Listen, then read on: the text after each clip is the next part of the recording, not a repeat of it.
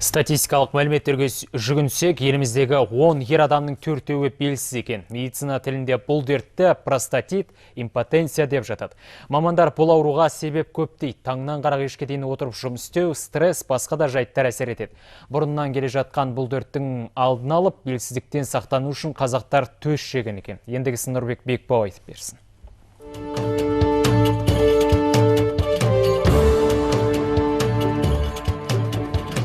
Қазақта сөз бар, зәрем зәр түбіне кетті деген. Зәхар түбі деп отырғаны қуға асты безі. Ер азамат қатты үйленсе, күйзеліске түссе, немесе суық тисе, сол қуға асты безі қабынады екен. Осы бір аурудан айықтыру үшін, немесе аурудың алдын алу үшін қазақ төс жейтін болған. Күйеу балаға төсті бекер бермеген болып тұр ғой сонда. Бұл жай ғана ырым емес, медициналық қажеттіліктен шыққан дәстүр болып тұр. Керемет емес пе? Малдың төсі, ол әсіресе ағуызға соншама бай болғаны сонша, ол ер азаматтардың қуық безін қабындырудан сақтайды. Және суықтаудан сақтайды.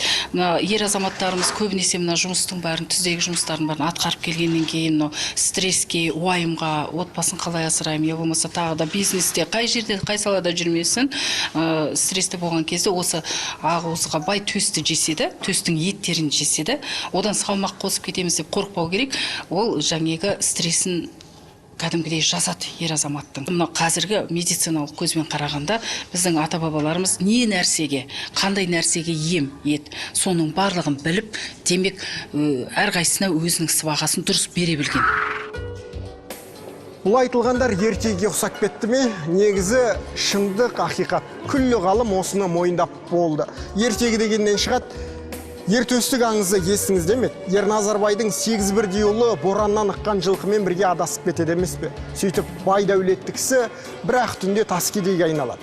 Өлімін күтіп шаңыраққа қарап жатқанда, шаңырақтан биенің төс етін көреді ғой. Неге басқа ет емес, төс ет. Мұның маңызы мүлдем бөлек, ерекше. Сол төс етті кемпір екеуі қайнатып жегеннен кейін өмірге ер төстік келеді емес пе? Міне, төс еттің маңызы қандай екенін ертегі айтып тұр. Бүкіл қабырғаның түйіскен жері майлы төсте ер азаматтың қуатын арттыратын, қуық безінің жұмысын дұрыстататын күллі нәрлі зәттектің бәрі бар. Осыны қазақ білгендіктен қызын алғалы отырған күйеу балаға төс тартатын болған. Ол қуатты болса шаңырақ шайқалмайды, өмірде қызығырақ болатынын білген ғой. Олай болса жігіттер, төс жеп тұрайық. Бүгінгі әңгіменің төркіні осы.